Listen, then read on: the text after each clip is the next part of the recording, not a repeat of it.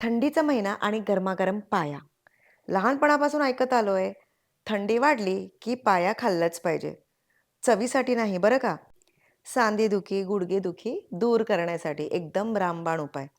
पण पाया शिजवण्याची सुद्धा टेक्निक असते. असंही कसं आपण करू शकत नाही आहोत, कारण पाया खायच्या आधी हे चेक करावं लागतं, की पाया कसं शिजलं आहे. एकदम हाताने त्याचं मांस ह्या प्रकारे स्मूथपणे निघालं पाहिजे, असा पाया शिजला पाहिजे आणि रस्सासुद्धा एकदम चिकट झाला पाहिजे. त्याला म्हणतात परफेक्ट पाया. तर मंडळी जास्ती वेळ न घालवता आपण रेसिपीला सुरुवात करूया. रेसिपीला लागणारे सर्व साहित्यांची यादी खाली मी डिस्क्रिप्शन बॉक्समध्ये दिलेली आहे.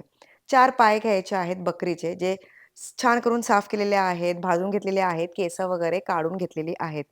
घरी आणल्यानंतर 2-3 वेळा पाण्यातनं धुवून काढा. आता प्रेशर कुकरमध्ये आपण शिजवणार आहोत. 2-3 चमचे तेल घ्यायचं आहे. 1 तेजपत्ता, थोडीशी दालचिनी आणि मोठी वेलची घेतलेली आहे. बस एवढंच.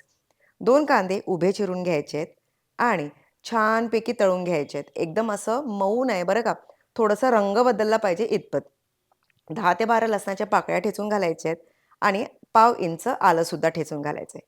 हे सगळं झाल्यानंतर पाया घालायचा आहे आणि त्याचसोबत आता घालायचे आहेत सगळे मसाले. पण त्याआधी थोडंसं तेलावर परतून घ्यायचं आहे. आता मसाले कुठले वापरायचे? तर तुमच्या घरी तुमचा साठवणीचा मसालासुद्धा तुम्ही वापरू शकता. पण जसं की आपली स्पेशालिटी आहे, सिम्पली स्वादिष्ट मसाले, म्हणून मी वापरणार आहे सिम्पली स्वादिष्टची हळद अर्धा चमचा, त्याचसोबत सिम्पली स्वादिष्ट आगरी मसाला 3 चमचे भरून घ्यायचे आहेत. जर खूप जास्त तिखट हवं असेल, तर तुम्हाला 3 ते 4 चमचेसुद्धा तुम्ही घेऊ शकता. याच्यामध्ये 4 प्रकारच्या मिरच्या आणि 24 प्रकारचे गरम मसाले आहेत. फक्त एवढंच सध्या घालायचं आहे आपल्याला, बाकी काहीही घालायचं नाहीये. आता फक्त मिक्स करून घ्या आणि वरून ओता गरम पाणी. जर तुम्हाला पाया छानपैकी शिजून हव्या आहेत, तर गरम पाण्याचाच वापर करा. बिलकुलही थंड पाणी घालू नका. नाहीतर पायाला शिजायलाही वेळ लागतो आणि पाया थोडेसे अखडतात. म्हणून गरम पाण्याचा वापर करा. चवीपुरतं मीठ घाला. सुरुवातीला तेवढं जास्ती पाणी घालू नका. थोडंसं घालायचं आणि चेक करायचं आहे. म्हणजे पाया डीप होईपर्यंतच. आता आपल्याला शिट्ट्या घ्यायच्या आहेत 5 ते 6 किंवा लो ते मीडियम फ्लेमवर 20 ते 25 मिनिटं ठेवायचं आहे. तेव्हाच पाया व्यवस्थित शिजतील आणि तसंही जर झालं नाही, तर चेक करून पुन्हा तुम्ही 10 मिनिटं वाढवू शकता. आता इथे मी फक्त 20 मिनिटं ठेवले होते आणि तुम्ही बघू शकता रस्सा आहे, थोडंसं आटलेला आहे म्हणून आपण पुन्हा थोडंसं वरून पाणी घालणार आहोत. पण पाया कितपत शिजलेत ते आधी चेक करा, कारण ते महत्त्वाचं आहे. आणि पाया शिजल्यानंतर पुन्हा आपण थोडंसं वरून पाणी घालणार आहोत आणि गरम मसाला घालणार आहोत.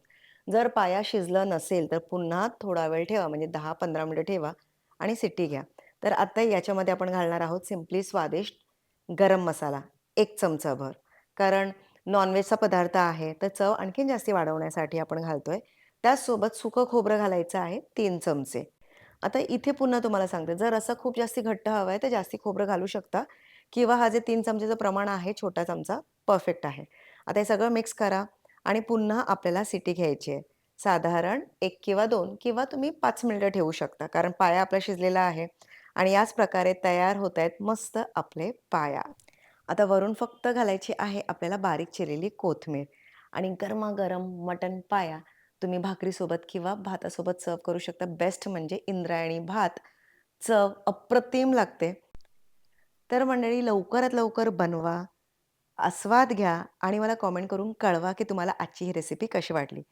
रेसिपीमध्ये वापरणारे जे आपले सिम्पली स्वादिष्ट मसाले आहेत, ते जर तुम्हाला ऑर्डर प्लेस करायचे असतील, तर खाली डिस्क्रिप्शन बॉक्समध्ये त्याचे डिटेल्ससुद्धा दिलेले आहेत. पाया काय जबरदस्त शिजले मंडळी बघा. खायला काय मज्जा येणार आहे. तर मी तर आता खात बसतीये.